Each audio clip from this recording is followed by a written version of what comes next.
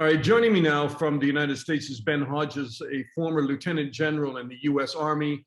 He was the commander of U.S. forces in Europe. He is currently the Pershing Chair in Strategic Studies at the Center for European Policy Analysis. Hi, Ben, and good to talk to you again.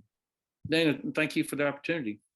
Would you call this a disaster? And you feel free to use your own terms as to what's taking place in Afghanistan, especially today.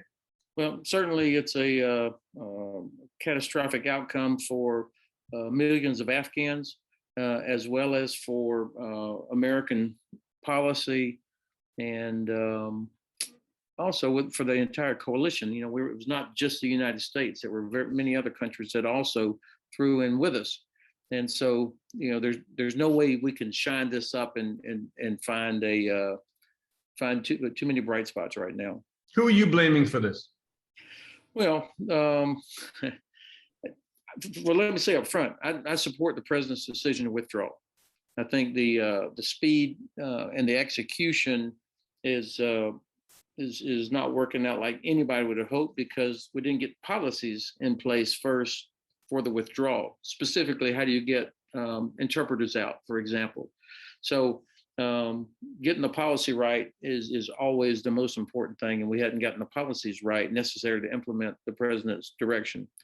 Having said that, now I think to answer what your real question is, how did it go so badly, despite the money, the lives lost, the effort by thousands of really, really good, fine diplomats, officers, soldiers, and others? I think number one, we lost sight of what the strategic objective was. I mean, ultimately, it's the job of the president to lay out the strategic objective, and then for his team to build the plan to carry it out. We lost sight of that.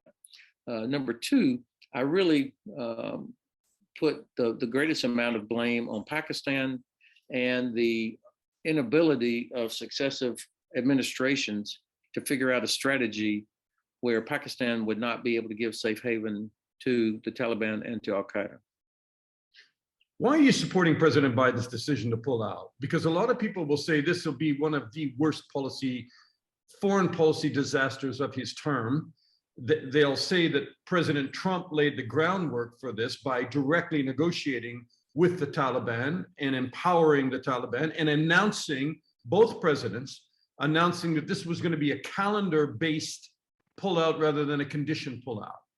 Yeah, well, I think certainly the administration is going to come in for some well-deserved criticism for how this has happened and the way it happened so fast without having the policies in place that I talked about earlier. There's no way to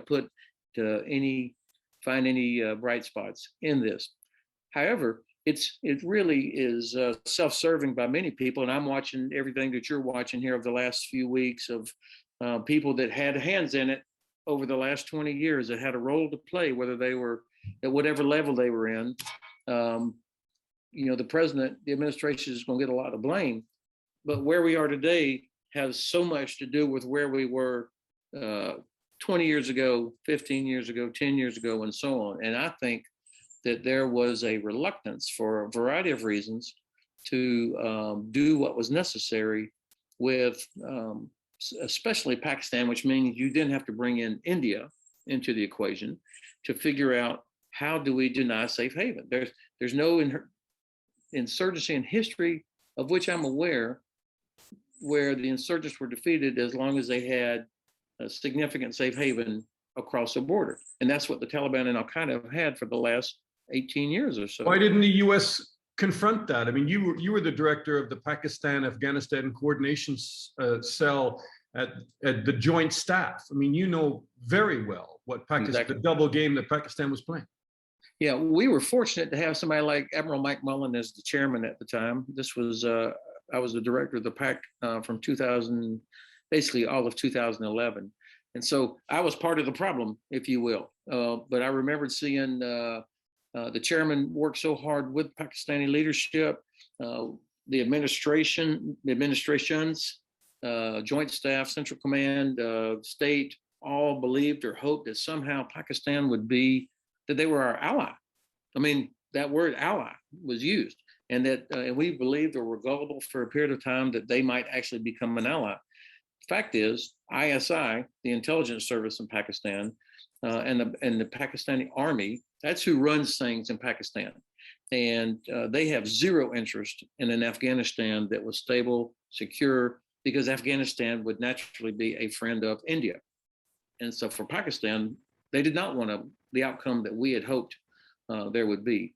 And so that's why I think, and of course they have nuclear weapons. And so the administrations were understandably and correctly concerned about control of those nuclear weapons, the fissile material, what's going to happen to that. And I think the big mistake when you ask who's to blame was that we tried to isolate Afghanistan as to one problem set, Pakistan as another problem set. You were there, and I was there many times listening to commanders like yourself.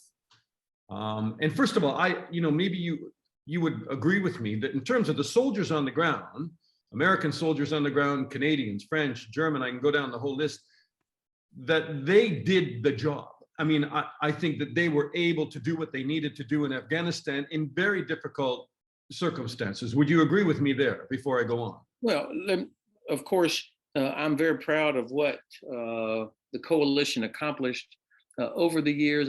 When I was leaving in November 2010 from Kandahar, I, like many others, thought this might work. I mean, because I had met so many quality Afghan officers and hardworking citizens, and I saw the effort that was being put in by U.S. Army and other U.S. and coalition forces, but also by our diplomats. So as you were leaving, you felt I there felt were like some positive signs of yeah, what?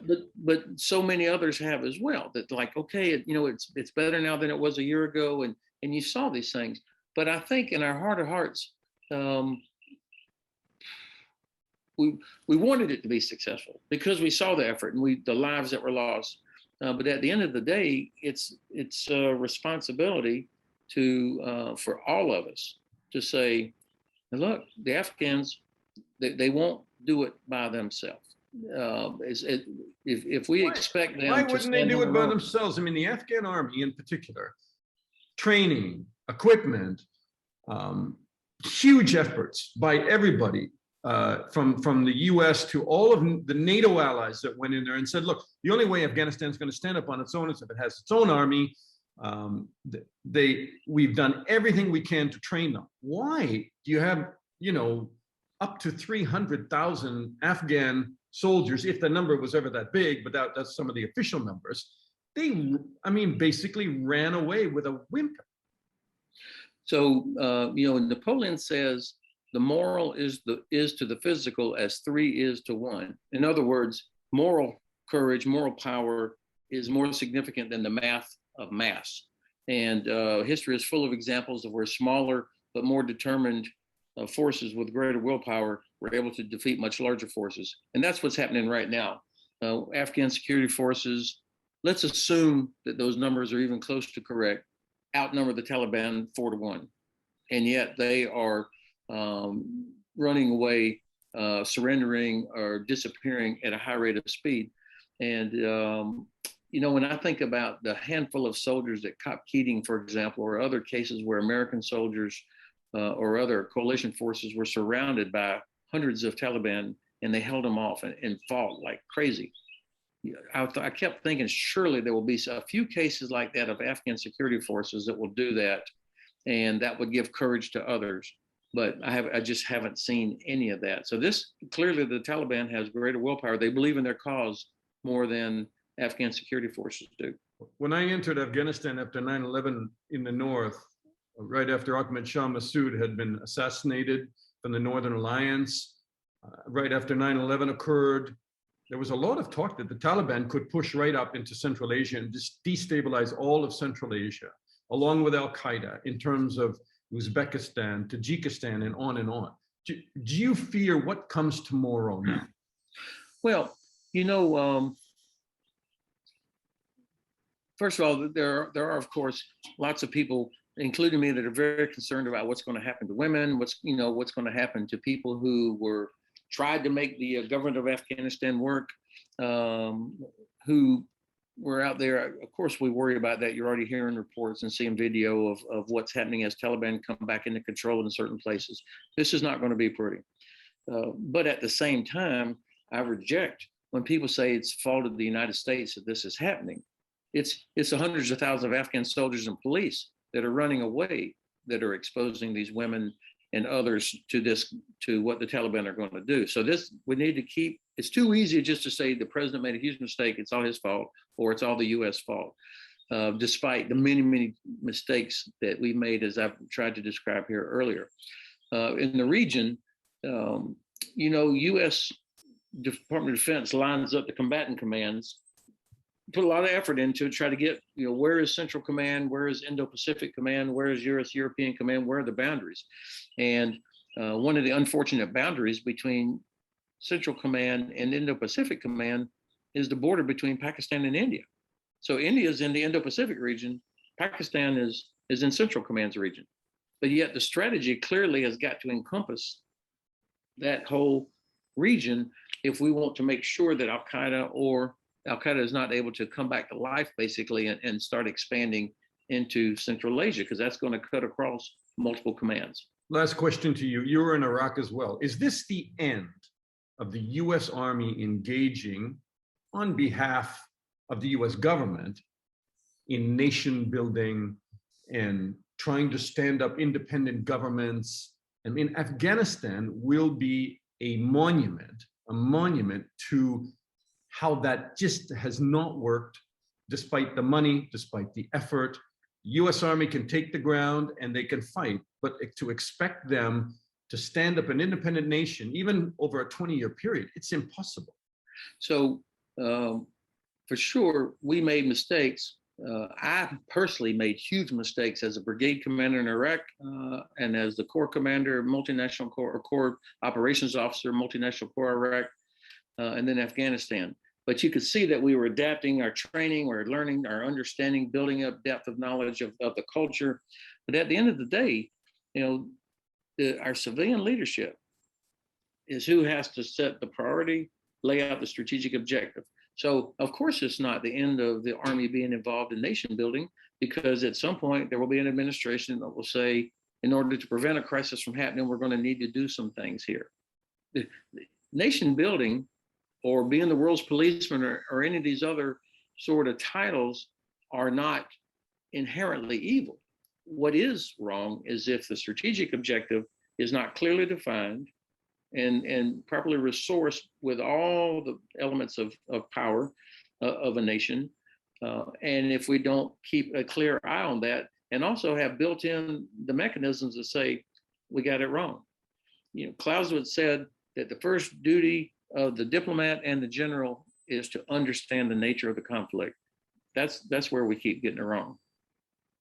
Certainly got it wrong, no argument, but not for a lack of effort from a lot of soldiers. So Ben Hodges, former Lieutenant General in the US Army and chair of the Pershing Chair in Strategic Studies. Ben, thank you so much for taking some time. Okay, Dana, thank you for the privilege.